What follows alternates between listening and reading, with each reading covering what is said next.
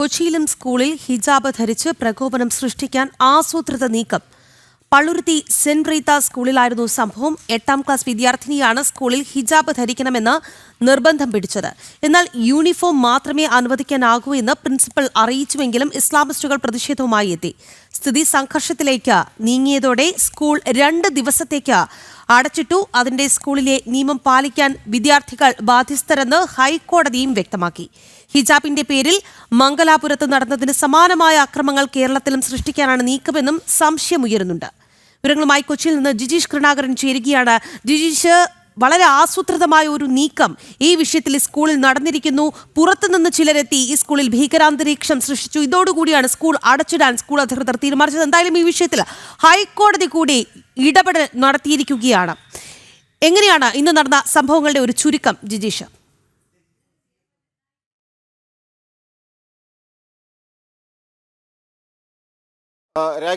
രാഖി പറഞ്ഞതുപോലെ തന്നെ മനഃപൂർവ്വം പ്രശ്നങ്ങൾ ഉണ്ടാക്കുകയാണ് എന്ന് തന്നെ കരുതാവുന്ന കാര്യങ്ങളാണ് നടന്നിട്ടുള്ളത്. സെന്റ് റീത്ത സ്കൂളിൽ പള്ളുരുത്തിയിൽ അവിടെ ഹിജാബ് ധരിച്ചു വന്ന ഒരു പെൺകുട്ടി, എന്നാൽ അത് സ്കൂൾ നിയമങ്ങൾക്ക് എതിരാണ്. മാത്രമല്ല അവിടെ യൂണിഫോം നടപ്പിലാക്കുമ്പോൾ, കൃത്യമായ യൂണിഫോം നടപ്പിലാക്കുമ്പോൾ, കോഡ് നടപ്പിലാക്കുമ്പോൾ ഇത്തരത്തിൽ വേഷം ധരിച്ചു വരരുത് എന്ന കാര്യം സ്കൂൾ അധികൃതർ അറിയിക്കുന്നു. ഈ കുട്ടി ഈ വർഷമാണ് അഡ്മിഷൻ എടുത്തത്. 4 മാസത്തിന് ശേഷം ആദ്യമായി കഴിഞ്ഞ ചൊവ്വാഴ്ച ഇത്തരമൊരു പ്രശ്നമുണ്ടാക്കണമെന്ന് കരുതിയിട്ടെന്ന രീതിയിൽ ഹിജാബ് ധരിച്ചു എത്തി എന്നതാണ് സ്കൂൾ അധികൃതർ പറയുന്നത്. അങ്ങനെ ചൊവ്വാഴ്ച ഹിജാബ് ധരിച്ചെത്തുന്നു. അന്ന് കുട്ടിയോട് കാര്യങ്ങൾ പറയുന്നു. തൊട്ടടുത്ത ദിവസം വീണ്ടും ഇത് ആവർത്തിച്ചപ്പോൾ രക്ഷിതാക്കളോട് കൂടി വിളിച്ചുകൊണ്ട് വരാൻ പറയുന്നു. അവരും ഇതേ നിലപാട് തന്നെ സ്വീകരിക്കുകയായിരുന്നു. എന്നാൽ കൂടുതൽ പ്രശ്നങ്ങൾ ഉണ്ടായത് വെള്ളിയാഴ്ച കൂടുതൽ ആളുകൾ സ്കൂളിലേക്ക് എത്തി. ഈ സെന്റ് റീത്ത സ്കൂളിലേക്ക് എത്തുന്നു. അതിൽ SDPIയുടെ പ്രാദേശിക നേതാവ് അടക്കമുള്ള ആളുകളാണ് എത്തിയത്. അവർ അവിടെ വന്ന് വലിയ ബഹളവും പ്രശ്നങ്ങളുമാണ് സൃഷ്ടിക്കുന്നത്. അധ്യാപകർക്ക് നേരെ ആക്രോശിക്കുന്നു, വലിയ ബഹളങ്ങൾ ഉണ്ടാക്കുന്നു. അവിടെ കൊച്ചു കുട്ടികളടക്കം, സ്കൂൾ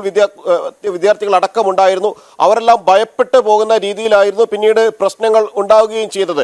അങ്ങനെ ഇതുമായി ബന്ധപ്പെട്ടുകൊണ്ട് വീണ്ടും സംഘർഷ സാഹചര്യങ്ങൾ ഒഴിവാക്കുന്നതിന് വേണ്ടി 2 ദിവസത്തേക്ക് സ്കൂളിന് അവധി കൊടുക്കുകയും ഒപ്പം തന്നെ കോടതിയെ സമീപിക്കുകയും പോലീസിനെ സമീപിക്കുകയും ചെയ്യുകയായിരുന്നു സ്കൂൾ അധികൃതർ ചെയ്തത്. കോടതി കൃത്യമായി തന്നെ പറഞ്ഞിട്ടുണ്ട്, സ്കൂൾ നിയമങ്ങൾ അനുസരിക്കാനുള്ളതാണ്, സ്കൂൾ നിയമങ്ങൾ അനുസരിച്ചേ മതിയാകൂ.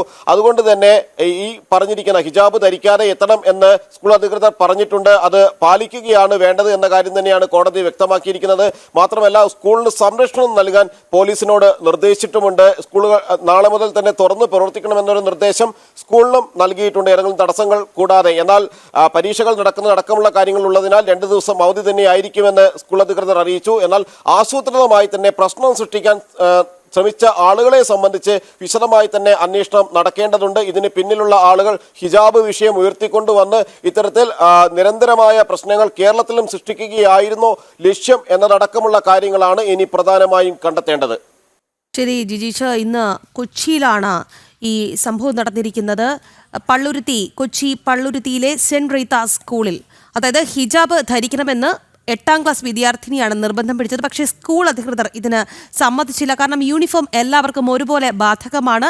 അത് മറ്റൊരു യൂണിഫോമിന് വിരുദ്ധമായ മറ്റൊന്നും തന്നെ അനുവദിക്കില്ല എന്ന് പ്രിൻസിപ്പൽ നിലപാട് അറിയിച്ചതോടുകൂടി ഇസ്ലാമിസ്റ്റുകൾ പ്രതിഷേധവുമായി എത്തി. പുറമെ നിന്ന് ആളുകൾ എത്തി സ്കൂളിൽ ഭീകരാന്തരീക്ഷം സൃഷ്ടിക്കുകയായിരുന്നു. തുടർന്ന് ആകെ പരിഭ്രാന്തിയിലാവുകയായിരുന്നു സ്കൂൾ അധികൃതർ. പിന്നീടാണ് ഇവർ നിയമ സംവിധാനത്തിന്റെ സഹായം തേടുന്നത്. എന്തായാലും ഹൈക്കോടതി ഈ വിഷയത്തിൽ ഇടപെട്ടതോടുകൂടി സ്കൂളിന് സംരക്ഷണം ഒരുക്കണമെന്ന ഒരു ഉത്തരവ് ഹൈക്കോടതിയിൽ നിന്നുണ്ടാകുന്നുണ്ട്. എത്രയും വേഗം സ്കൂൾ തുറന്ന് പ്രവർത്തിക്കണമെന്ന ഒരു ഉത്തരവ് ഇന്ന് ഹൈക്കോടതിയിൽ നിന്നുണ്ടായിട്ടുണ്ടെങ്കിലും അവർക്ക് ആശങ്കയുണ്ട്. അക്കാര്യം തന്നെയാണ് സ്കൂൾ അധികൃതർ ജനം ടിവിയോട് പങ്കുവച്ചത്. കൊച്ചിയിൽ നിന്ന് ജിജീഷ് കരുണാകരനാണ് വാർത്തയുടെ വിശദാംശങ്ങൾ നൽകിയത്.